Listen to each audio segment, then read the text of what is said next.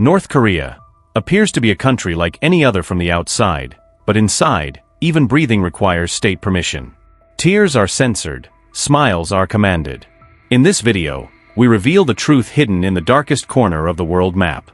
1. Iron Face. Kim Yo-jong's Dark Game of Thrones. The real power sitting on North Korea's invisible throne is sometimes overshadowed by her brother. Kim Yo-jong is known not as Kim Jong-un's sister, but as the architect behind the regime. Although presented as an elegant woman in state media, careers have ended and lives have been lost because of her cold-blooded decisions. She controls all the cogs of the propaganda machine. She decides which images will be published and how the leader's message will be presented. The harsh language she uses in diplomatic crises proves that she controls the regime's nerve endings. When Kim Jong-un falls ill, she takes the stage, and no one dares to take her place. Although she is known among the people as the second son, she is actually the coldest shadow in the country. Kim Yo-jong is not a supporter standing behind her brother, but a strategist who, when necessary, can stain the regime's hands with blood to protect his existence. There is no smile on her face, only calculation. Every glance, every statement represents the ice-cold heart of the North Korean throne.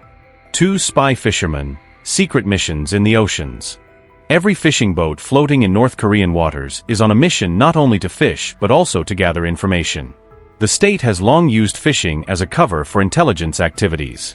These boats, silently cruising the coasts of Japan, South Korea, and China, monitor radio frequencies, record the movements of foreign ships, and collect data from wreckage on the seabed.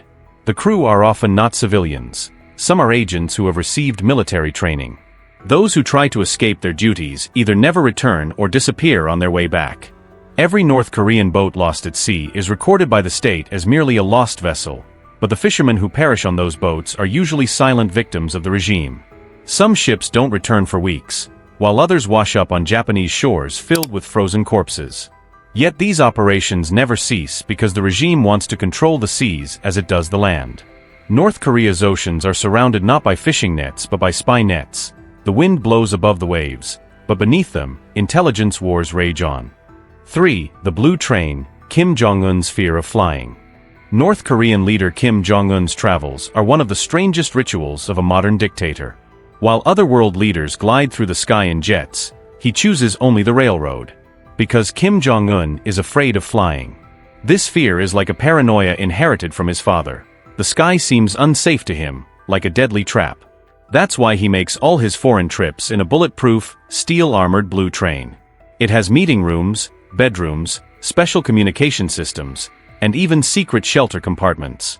Reconnaissance teams are sent ahead to every point the train passes through, the tracks are checked, and hundreds of soldiers are secretly deployed along the route.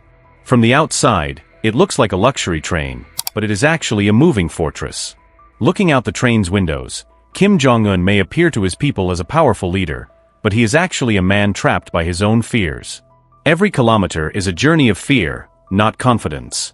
Kim's blue train is an obsession with security on iron wheels. It moves but is never free. 4. The Man Who Took God's Place. Kim Il-sung's Immortality. In North Korea, even death is a concept that cannot dethrone Kim Il-sung. When he died in 1994, the country's constitution did not change, because he is still officially recognized as the eternal president. The people are obliged to celebrate his birthday every year as Sunday. This day is not a simple commemoration, but a religious ceremony of the regime. His portrait hangs in every home, every school, every factory. If this portrait gets dusty, the owner of that home can be blamed and punished. From their first day of school, children memorize Kim Il-sung's life, achievements, and miracles. They are made to believe that he is not human, but a divine figure. To perpetuate Kim Il-sung's immortality, the state plays marches with his voice every morning through thousands of loudspeakers. This country continues to be ruled not by a living man, but by the legacy of a ghost. Because Kim Il-sung's immortality is North Korea's biggest lie. He is now buried underground, but the regime still does not dare to erase his name. The shadow of a deified leader has fallen so heavily on the people that the sun rises, but its light does not reach them. 5. Children of War. The Truth About Orphanages. Behind North Korea's walls are buildings adorned with slogans proclaiming the leader's love for children. The state calls them orphanages, but in reality, These places are silent camps where brainwashing begins at a young age. Children who have lost their families to starvation, escape, or execution are brought here for their protection. But in fact, they are turned into centers for rebirth within the system. Their days are spent under military discipline, beginning each morning with prayers of gratitude to Kim Jong-un. They are taught that the outside world is full of dangers, and that the leader is their only savior. Although they appear in propaganda films with smiling faces, in reality, most of them are hungry. There is little food, the heating systems do not work, and medicines are insufficient. These children's identities are slowly erased, even their surnames can be changed. The regime shapes these small bodies into silent soldiers for future use. They are not children of war, but children of the system. They learn not through love for their leader, but through fear. Each one is a propaganda product, a silent victim, designed to control North Korea's future generations. 6. Mind control, ideological purification camps. North Korea's borders are not only geographical, people's minds are also fenced in. Known as ideological purification camps, these places may look like training centers from the outside, but they are actually systematic brainwashing laboratories. You don't have to commit a major crime to be sent here. Just humming the wrong song or uttering a single word that raises suspicion about the leader is enough. The days pass in silence, but that silence echoes with screams. Prisoners wake up morning and night to the regime's marches and cannot even breathe without saluting the leader's portrait. They are deprived of sleep, constantly interrogated, sometimes forced to denounce their own families. The goal is to destroy the individual's identity and replace it with absolute loyalty to the state. People who emerge from these camps are no longer the same. Most speak without expression, some forget how to smile. For North Korea, thinking is dangerous, questioning is treason. This system, carried out under the name of ideological cleansing, strips people of their humanity and leaves only shadows living in fear. 7. Deification of the Kim family. There is no religion in North Korea, but there is worship, and the name of this worship is the Kim family. The people believe not in God, but in the Kims, because from the moment they are born, they are given no other choice. Before children even start school, they are taught to believe that Kim Il-sung created the sky, Kim Jong-il calmed the snowstorms in the mountains, and Kim Jong-un is the miraculous leader who saved the country from starvation. It is not images of God that hang on the walls of homes, but portraits of the Kim family. If there is dust under these portraits, the homeowner can be blamed. Everyone going to work in the morning must first bow to that portrait. Families say, "Thanks be to our leader," before meals.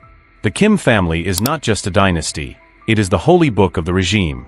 Their words are law, their silence is command, their smiles are grace.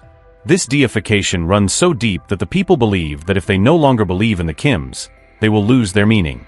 Worship in North Korea is no longer religion, it is the sanctification of fear. And the Kim family sits on the throne as the high priests of that fear. 8. Hands that draw darkness. North Korea's forbidden children's drawings. In North Korea, even drawing a line requires courage, because even art must be created within the boundaries set by the state. But occasionally, some cartoons that reach the outside world are like a scream piercing the walls of this silent country. In these drawings, the faces of smiling children are buried in darkness, with the leader looming over them like a giant shadow. In some drawings, starving people stand in rally grounds filled with fake happiness. In others, soldiers take toys from children's hands. It is unknown who created these drawings. Some say they are secretly trained artists, while others believe they are fearless children telling their own truth. What they have in common is this: each one turns the false world painted by the regime upside down. There is pain hidden behind the humor, anger concealed between the lines. When the state sees these drawings, it labels them enemy propaganda, but what is actually depicted on those papers is the rebellion whispered by a people with pencils.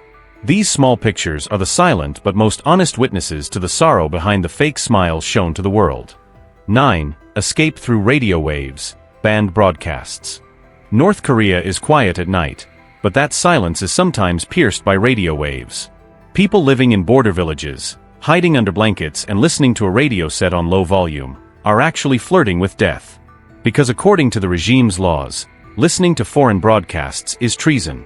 These broadcasts are usually shortwave signals secretly transmitted from South Korea, containing news, music, and even banned stories.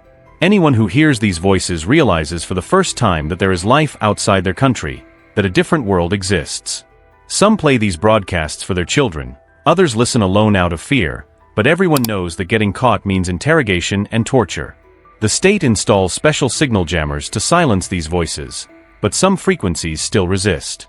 Because those waves carry not just sound, but hope. In North Korea, the radio is not just a device, it is a forbidden gateway to freedom. And within every crackle, a word echoes that no one can say aloud: escape. 10 Imaginary attacks by enemy countries. The minds of the North Korean people are shrouded in the fog of a constant war. State television repeats the same scenario every day. The US is preparing to attack, South Korea is planning an invasion, Japan has mobilized its naval forces. None of these reports are based on reality, but for the people, this is the only reality. Because fear is the regime's most powerful weapon. An external enemy is created so that people can forget their hunger, unemployment, and misery. The existence of this enemy is reminded in every march, every school, every wall. Children swear allegiance against the American devil at a young age, holding wooden weapons in their hands. The people are made to believe that their leader protects them from this invisible danger. Yet no one is attacking. The war only rages on screens, in words, and in minds. This imaginary enemy is the regime's true ally. Because where there is fear, there is no questioning, and power in North Korea is built precisely on this silent fear. 11. Fake maps. The fake cities tourists see.